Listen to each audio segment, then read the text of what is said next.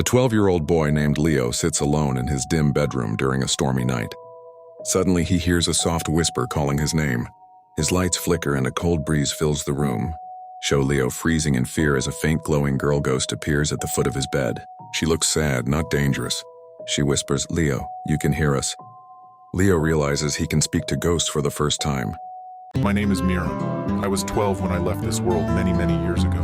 We've been trying to reach you for months, Leo, but you couldn't hear us. Until now. Something dark is growing in this town. A powerful spirit, and it's hurting the others. I need to show you why I'm still here. Leo and Mira Ghost Girl visit the abandoned old school at night, the place rumored to be haunted.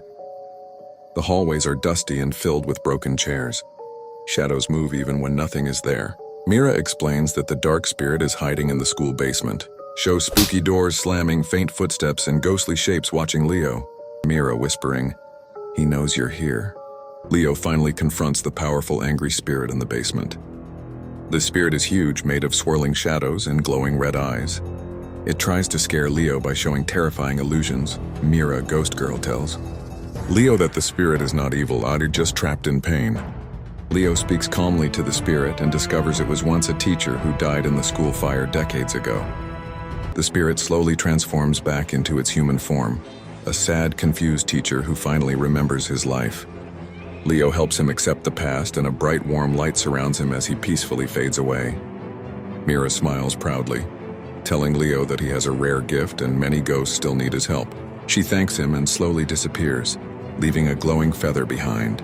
And with Leo walking home in the sunrise, realizing this is only the beginning of his journey. Warm weeks after helping the lost ghosts, Leo hears a new voice calling him at night. But this time it's deeper, urgent, and not from Mira. Show Leo waking up suddenly, the room shaking slightly, objects moving on their own. A shadowy figure forms in the corner, but it doesn't reveal its face. The ghost whispers, "Leo, they're coming." Before Leo can ask who, the ghost disappears. At school, Leo notices strange vans and people dressed in dark uniforms. Mira reappears and warns him that a secret group called the Ghost Hunters has entered town. They know about Leo's gift and want to use him. Show Leo overhearing the hunters discussing how ghosts are dangerous and must be captured. Mira tells Leo that if they find her or any ghost, they will trap them forever. Mira takes Leo to the forest and reveals a secret she has hidden. She wasn't just any ghost.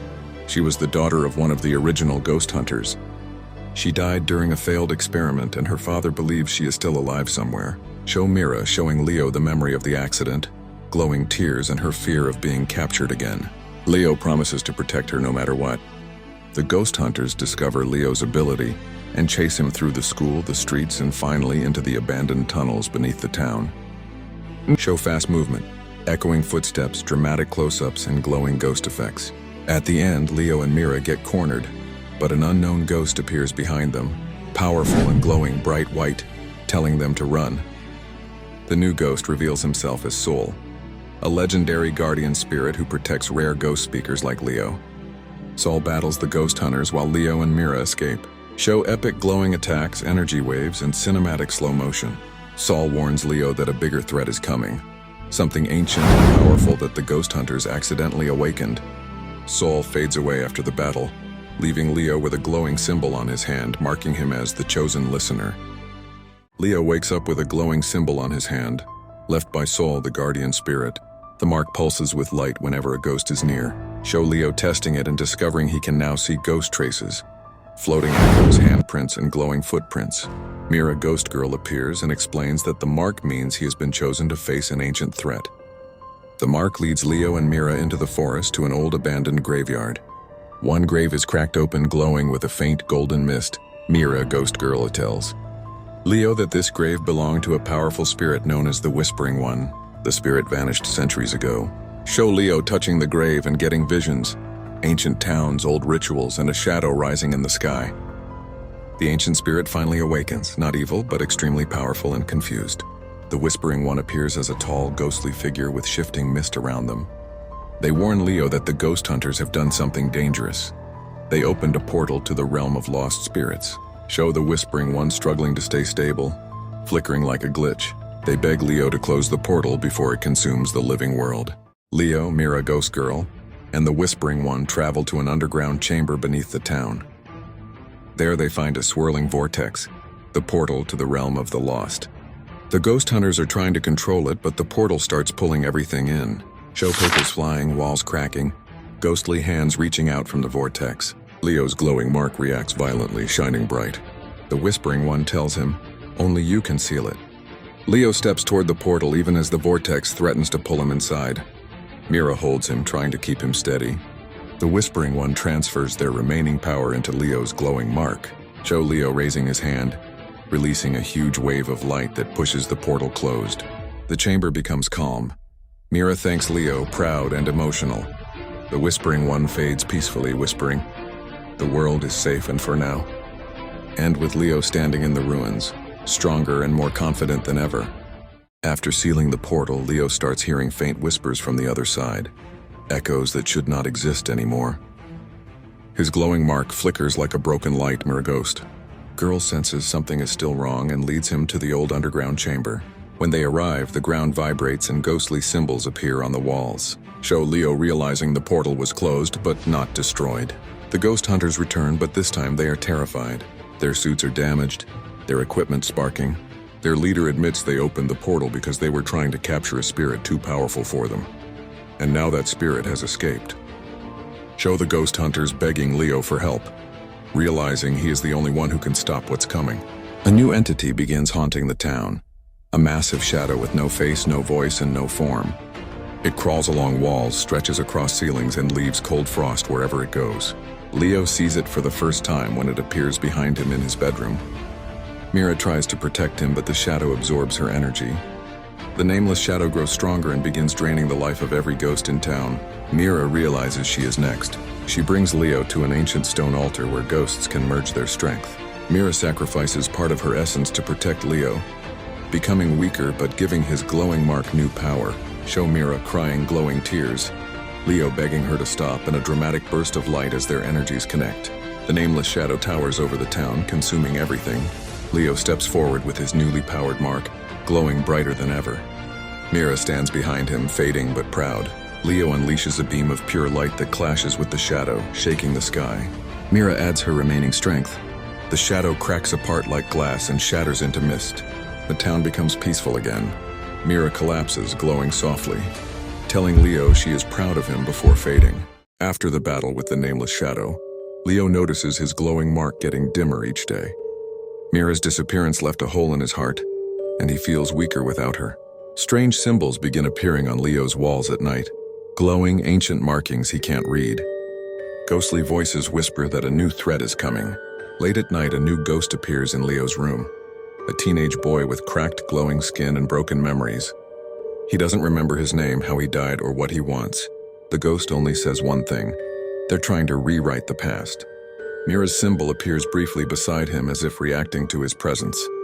The memoryless ghost leads Leo through a hidden passage under the forest to an ancient chamber filled with floating spirits. This is the Council of Lost Spirits, powerful ghosts who guide the balance between worlds. They reveal that the nameless shadow was only the beginning.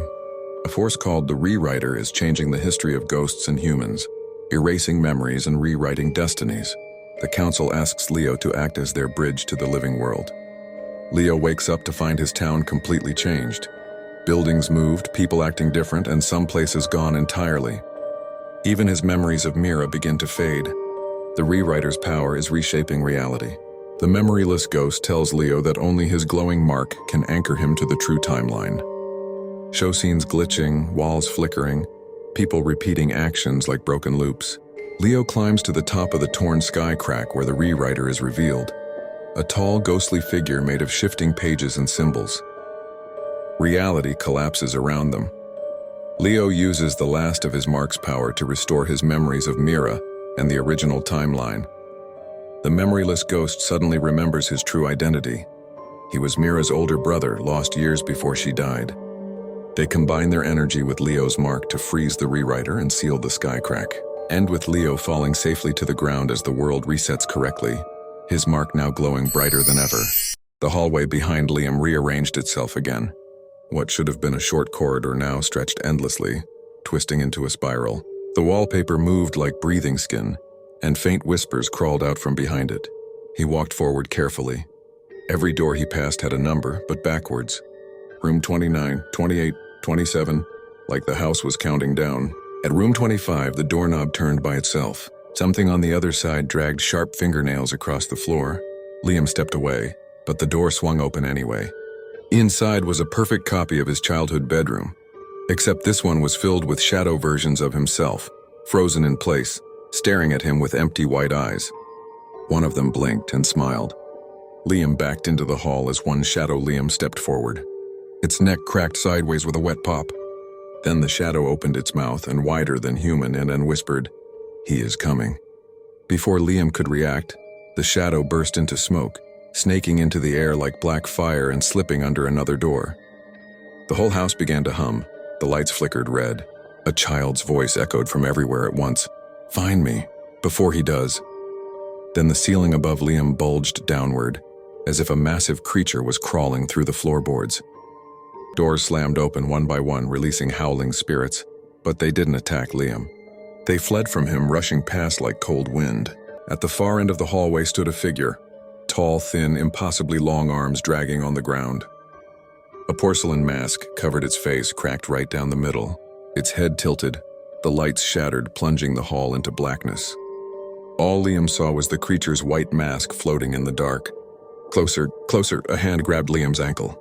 He kicked, expecting the masked creature, but instead it was the ghost boy, the same child who had appeared in earlier chapters. His form flickered like bad TV static. The boy whispered urgently, "You can't outrun him." Liam tried to speak, but the boy shook his head. Room 0, the beginning and the end. It's the only place he fears. The masked creature screeched in the distance, the sound of metal ripping and bones grinding. "Hurry, he's almost here!" Then a hand, pale and clawed, grabbed the boy from behind and yanked him into darkness. Liam sprinted. Liam reached the final door at the end of the hall, just a single carved circle, a 0. As he touched the knob, every whisper in the house went silent. He opened the door. Inside was nothing, an endless black void stretching in all directions like stepping into space. But floating in the center was a single object, a mirror, old, cracked, dusty, but glowing faintly. Behind Liam, the masked creature's footsteps grew louder. Inside the reflection, he didn't see himself. He saw the masked creature trapped inside the glass, only pounding to get out. Then the mirror began to pull him forward, and the door behind Liam slammed shut. The mirror pulled Liam deeper until he couldn't tell if he was floating. Whispers swirled around him. "Choose. Choose. Choose." The void shifted, forming images of everything he lived through, the rooms, the shadows, the child, the masked creature. All of them orbiting him like memories turned into ghosts. At the center, the mirror glowed brighter.